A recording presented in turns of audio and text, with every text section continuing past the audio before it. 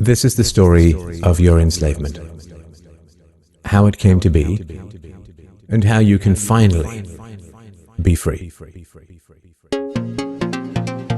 Like all animals, human beings want to dominate and exploit the resources around them. At first, we mostly hunted and fished and ate off the land, but then something magical and terrible happened to our minds. We became, alone among the animals, afraid of death and of future loss. And this was the start of a great tragedy and an even greater possibility. You see, when we become afraid of death, of injury and imprisonment, we become controllable and so valuable in a way that no other resource could ever be. The greatest resource for any human being to control is not natural resources or tools or animals or land, but other human beings. You can frighten an animal because animals are afraid of pain in the moment, but you cannot frighten an animal with a loss of liberty, with torture or imprisonment in the future, because animals have very little sense of tomorrow. You cannot threaten a cow with torture or a sheep with death. You cannot swing a sword at a tree and scream at it to produce more fruit, or hold a burning torch to a field and demand more wheat. You cannot get more eggs by threatening a hen, but you can get a man to give you his eggs by threatening him. This human farming has been the most profitable and destructive occupation throughout history, and it is now reaching its destructive climax. Human society cannot be rationally understood until it is seen for what it is: a series of farms where human farmers own human livestock. Some people get confused because governments provide healthcare and water and education and roads, and thus imagine that there is some benevolence at work. Nothing could be further from the reality. Farmers provide healthcare and irrigation and training to their livestock. Some people get confused because we are allowed certain liberties and thus imagine that our governments protect our freedoms. But farmers plant their crops a certain distance apart to increase their yields, and will allow certain animals larger stalls or fields if it means they will produce more meat and milk. In your country, your tax farm, your farmer grants you certain freedoms, not because he cares about your liberties, but because he wants to increase his profits.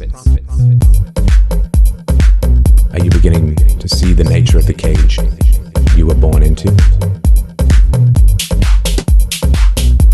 There have been 4 major phases of human farming. The first phase in ancient Egypt was direct and brutal human compulsion. Human bodies were controlled, but the creative productivity of the human mind remained beyond the reach of the whip and the brand and the shackles. Slaves remained woefully underproductive and required enormous resources to control. The second phase was the Roman model, wherein slaves were granted some capacity for freedom, ingenuity, and creativity, which raised their productivity. This increased the wealth of Rome, and thus the tax income of the Roman government, and with this additional wealth, Rome became an empire, destroying the economic freedoms that fed its power, and collapsed. I'm sure that this does not seem entirely unfamiliar.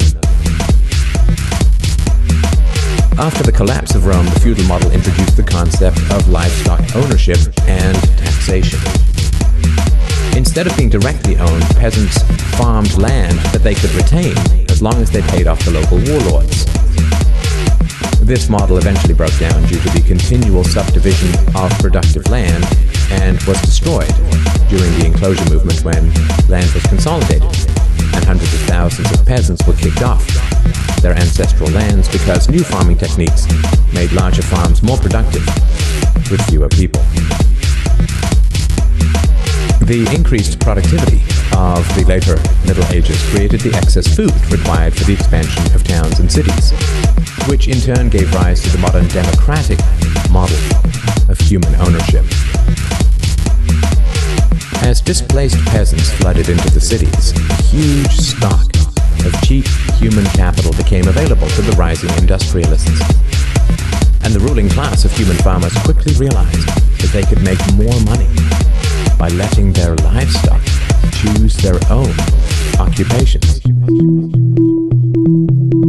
Under the democratic model, direct slave ownership has been replaced by the mafia model.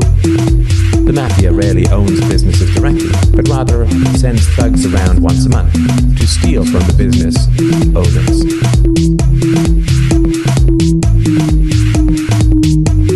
You are now allowed to choose your own occupation, which raises your productivity, and thus the taxes you can pay to your masters. Value this time in life, kids, because this is the time in your life when you still have your choices. And it goes by so fast. When you're a teenager, you think you can do anything, and you do. Your 20s are a blur. 30s, you raise your family, make a little money, you think to yourself, what happened to my 20s? 40s, you grow a little pot belly, you grow another chin. The music starts to get too loud. One of your old girlfriends from high school becomes a grandmother. 50s, you have a minor surgery, you'll call it a procedure, but it's a surgery. 60s, you'll have a major surgery, the music is still loud, but it doesn't matter because you can't hear it anyway. 70s, you and the wife retired at Fort Lauderdale, start eating dinner at 2 o'clock in the afternoon, you have lunch around 10, breakfast the night before, then most of your time wandering around malls looking for the ultimate soft yogurt and muttering, how come the kids don't call, how come the kids don't call? The 80s, you'll have a major stroke, you end up battling with some Jamaican nurse who your wife can't stand, but who you call mama. Any questions? Your few freedoms are preserved because they are profitable to your owners. The great challenge of the democratic model is that increases in wealth and freedom threaten the farmers. The ruling classes initially profit from a relatively free market in capital and labor, but as their livestock become more used to their freedoms and growing wealth, they begin to question why they need rulers at all. Ah well, nobody ever said that human farming was easy. Keeping the taxed livestock securely in the compounds of the ruling classes is a three-phase process. The first is to indoctrinate the young through government, quote, education. As the wealth of democratic countries grew, government schools were universally inflicted in order to control the thoughts and souls of the livestock.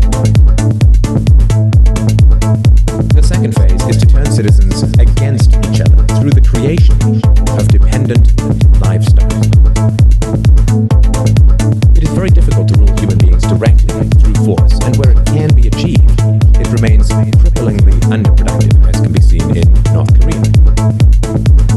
Human beings do not breed well or produce efficiently in direct captivity.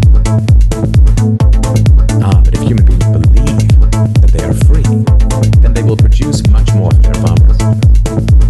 The best way to maintain this illusion of freedom is to put some of the livestock on the payroll of the farmer.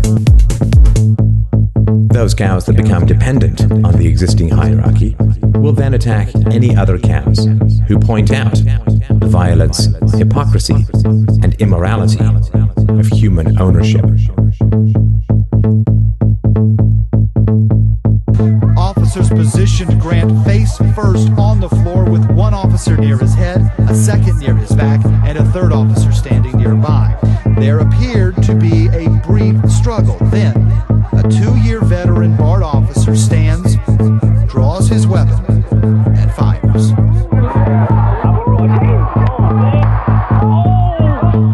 Freedom is slavery, and slavery is freedom.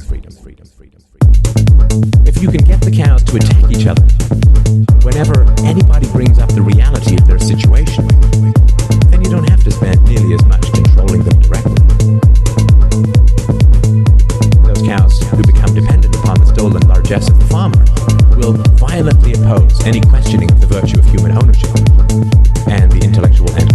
classes, always and forever dependent upon the farmers, will say to anyone who demands freedom from ownership, "You will harm your fellow cows."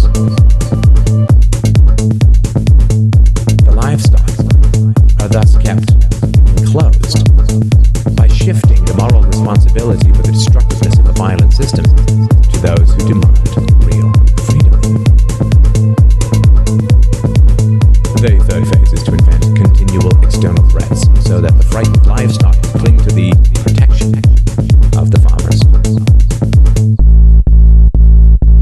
This system of human farming is now nearing its end. The terrible tragedies of modern Western economic systems has occurred not in spite of, but because of past economic freedoms. The massive increases in Western wealth throughout the 19th century resulted from economic freedoms. And it was this very increase in wealth that fed the size and power of the state.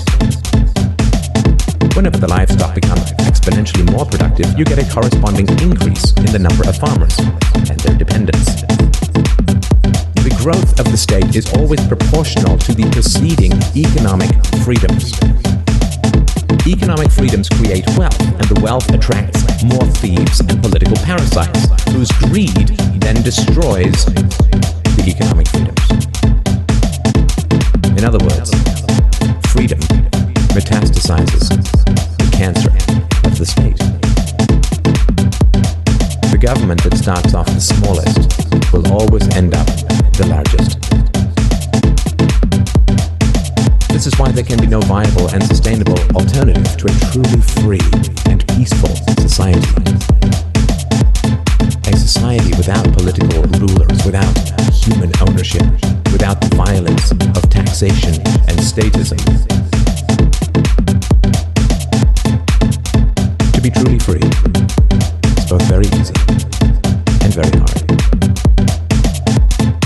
We avoid the horror of our enslavement because it is so painful to see it directly.